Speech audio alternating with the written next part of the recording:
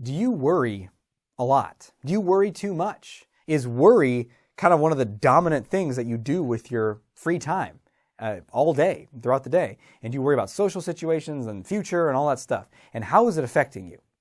And most importantly, would you like to know how to stop worrying? If so, watch this episode.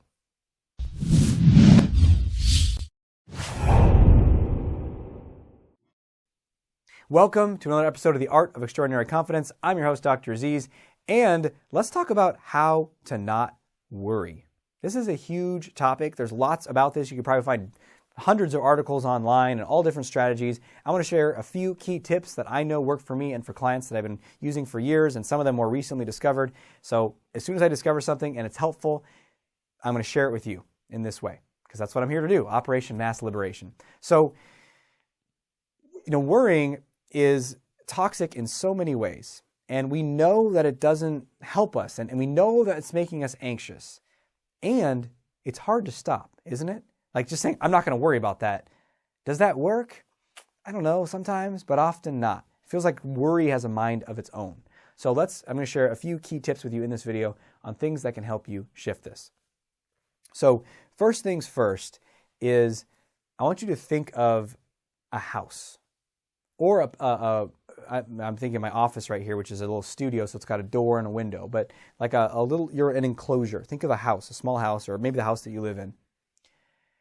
And I want you to imagine that you are the house, and you are the owner of that house. You have dominion over that house. And you determine what comes into your house, what you allow in. So, just like if someone knocks on your door and you open the door and like, who are they? Are they a friend? Are they someone you don't know? Are you going to let them in or not? You decide all that. And that's how we want to start to treat like some of the voices and the reoccurring thoughts in our mind. Is like, do I want this in my house?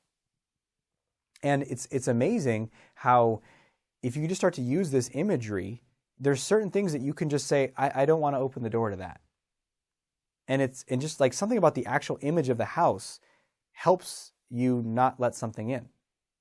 Or sometimes, that shit creeps through under the door, breaks in through a window, and all of a sudden the worry's in your house.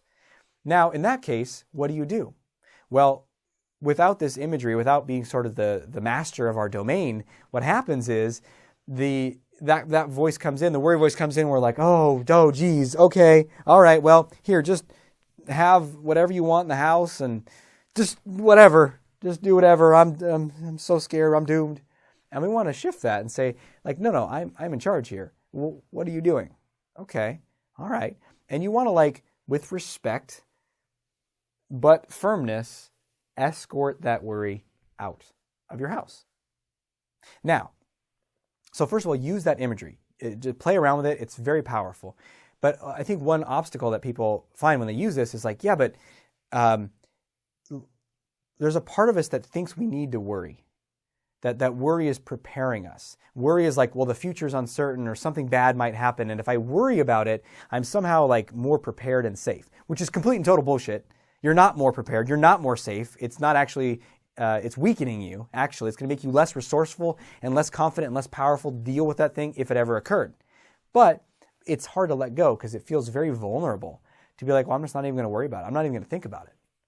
And that part's like, wait a minute, you're not going to worry about it? But all these things could happen. So here's what you do. And I found this really helpful. I've just been experimenting with this in the last maybe month or so with myself and some clients, and it's been really powerful. And here's what you do. You adopt the identity of this. I don't worry, I solve problems. I don't worry, I solve problems. That's what I started saying to myself one day. It's like, I don't worry, I solve problems. And so I was like, look, if a worry is reoccurring and it's pointing to a problem in my life, I'm going to solve it. So I started a file on my phone called I Solve Problems. And if I noticed a worry, come up during the day, and I would basically use the house imagery and be like, no, thank you. We don't need this right now.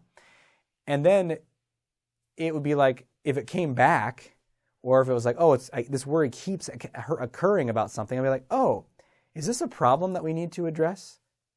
Is this some situation that needs to be handled? Is this a legitimate thing that I need to look at?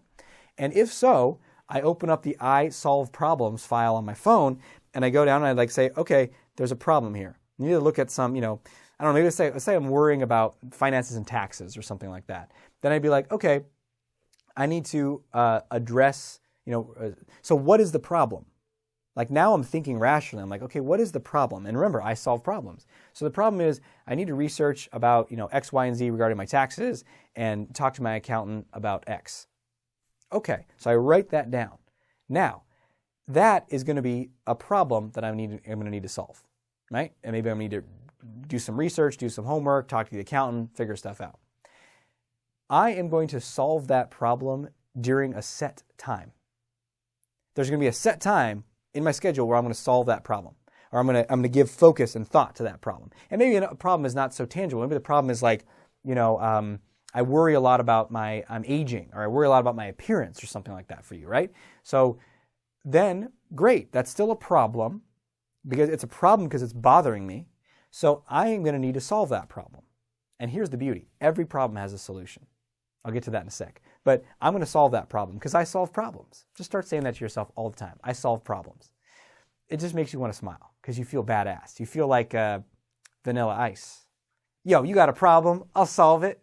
So I solve problems. So I'm going to set aside time to solve that problem of my issue or insecurity about my appearance or my tax situation. Whatever the problem is, I'm going to solve that. But I'm only going to work on that problem during the problem-solving time. So if I'm at the gym and I start worrying about finances or worrying about my appearance, I say, look, listen, that problem's already on the I solve problems list, and we're going to solve that. We have problem-solving time. So we don't need to do that. And then you escort the worry out of your house. And the reason this is so powerful is now that, like, the way that worry can hook you is like, yeah, but if you don't pay attention to this, bad things are going to happen. And it's like, no, I am going to pay attention to this, but when I'm actually solving a problem. Because are you going to solve that problem by like ruminating on it when you're doing something else? No, it's just background noise in your head while you're at the gym and you're trying to solve your tax problem. Like, no, you're just worrying. So it's not solving the problem. So sit down and solve the problem and find out for you what problem solving time looks like. Is it 10 minutes every morning? Is it for 30 minutes at the end of the day?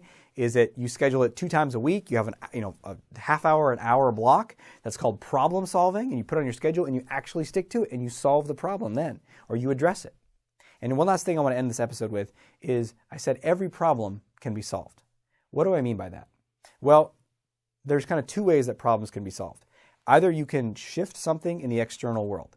So in the case of the tax problem, it's obvious, right? You got to compile some documents, get some records, do some boring shit like that, and make it happen.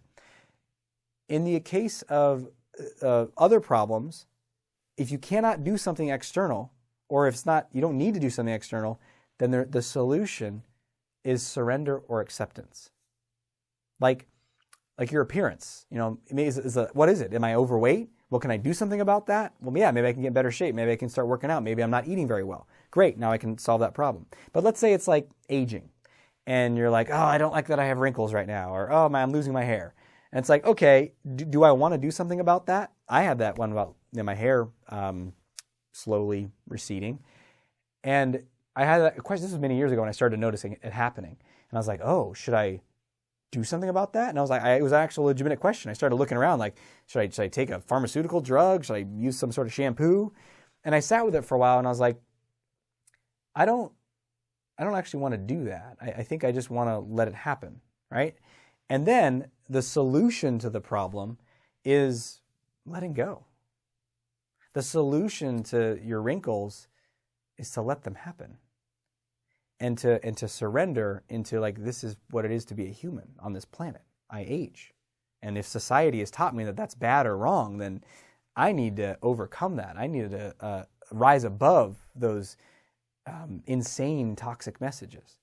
So a lot of problems, if there's not a specific external solution, it's to let go, it's to surrender, it's to trust in life, it's to allow things to move in a way that you don't have total control over.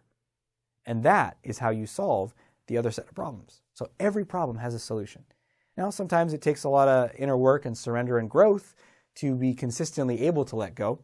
But hey, that's what we're here to do, is grow and learn, right? So speaking of growing and learning, if you like this and you want more, hit subscribe and also click the little bell notification so you can see when new episodes come out. Because the more you study the stuff, the more you learn, the more confident you get, the better your life gets.